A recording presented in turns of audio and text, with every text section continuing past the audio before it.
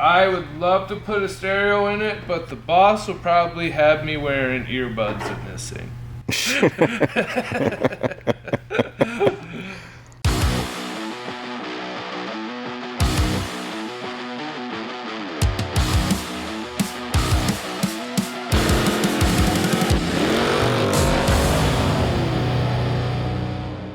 So why the teardown? Well, with a project like this, it's simple.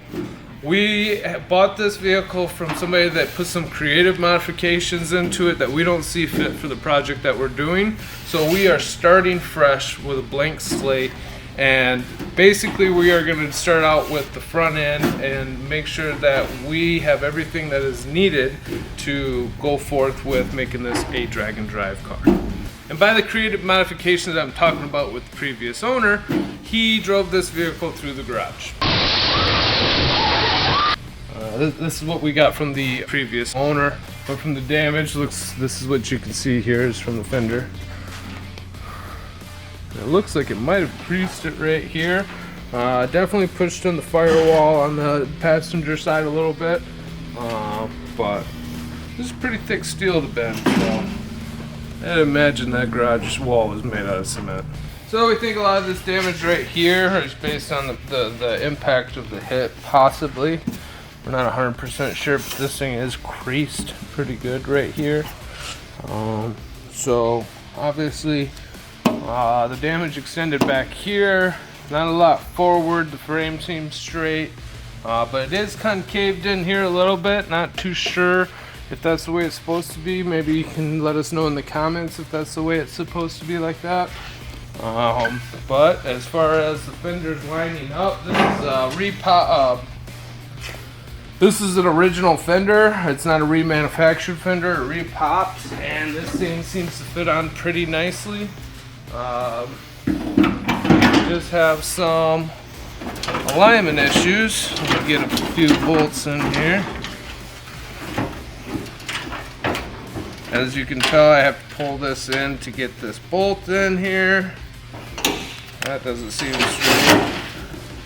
And back here, we are running into, come over here, you see our gap isn't really that great as it's pushed in here, but yet we have this much of a gap.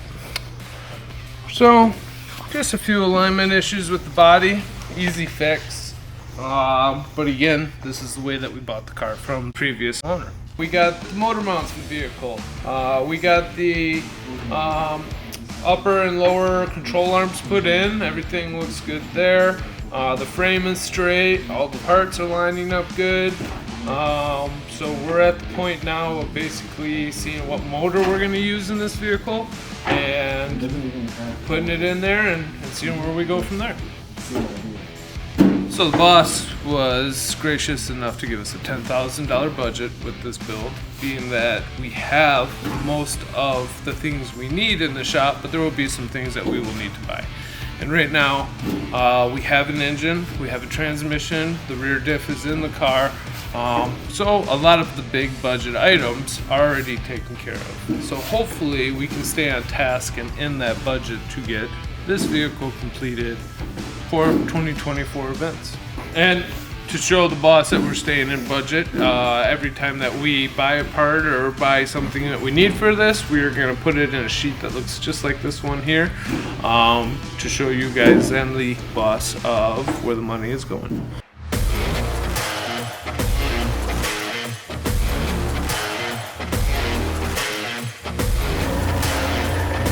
Right there? Yep. So in this clip, I am taking the shocks off so that we can lower down the rear differential to take the tires off. There, now you got another safety. Okay. Need to find out if they need to be replaced, and then also we need to figure out how to make it quick to swap out with road tires when we're done at the track. Those are some thickies. Big girl there.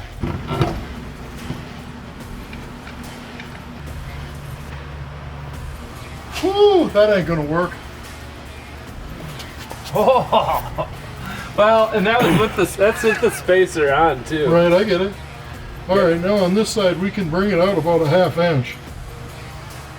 See, you got these size spacers on there right now. Give me those. We'll take them and put them on this wheel here. And that way it'll give us a spacing that we can actually measure up. We got to make a big plate on the lathe or what? Really? This is all they had for spacers on there? It wasn't a plate? Nope. Oh my God. Guys back in the 80s were living fucking dangerous. No shit, huh? Mm-hmm. That is fucking janky.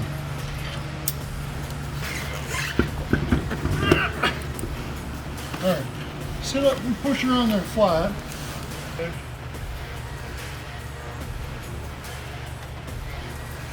Well, if that was it, it would work. Well, though, but look at your outside here. Yeah, you got enough. We just have to roll it just a little bit where it dimpled in, but In the world on this. I think that tire's gonna expand when you drag it.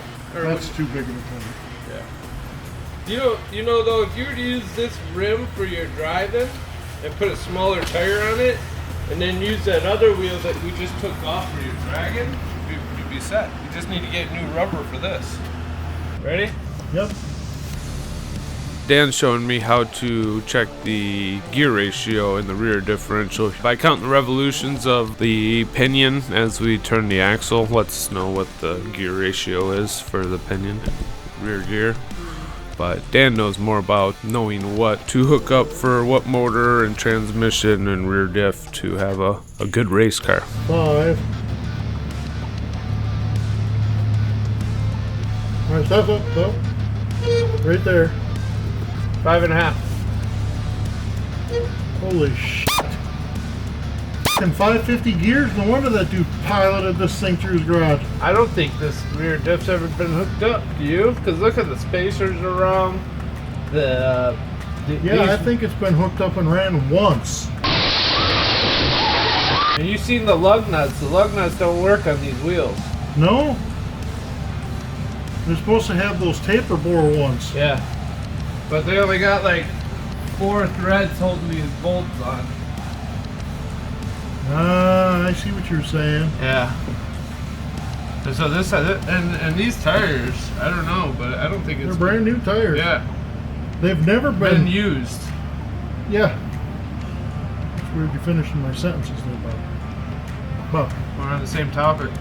555s, holy couldn't drag and drive this car anywhere. I wonder what his goal was today. Was he gonna put a 4-cylinder in it or something? No, they're extremely high revving small block. That thing was set up to run at 9,500 RPMs.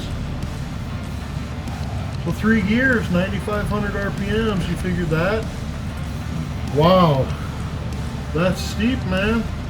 We found out that the differential has a gear in it that is way too high for anything practical for the quarter mile. The street legal tires that we thought we had that would fit on the car do not. They're too big. We're going to have to utilize some of our budget to buy some new things. At this particular point, we put everything back together, took the car and spun it around, and we decided to call it a day.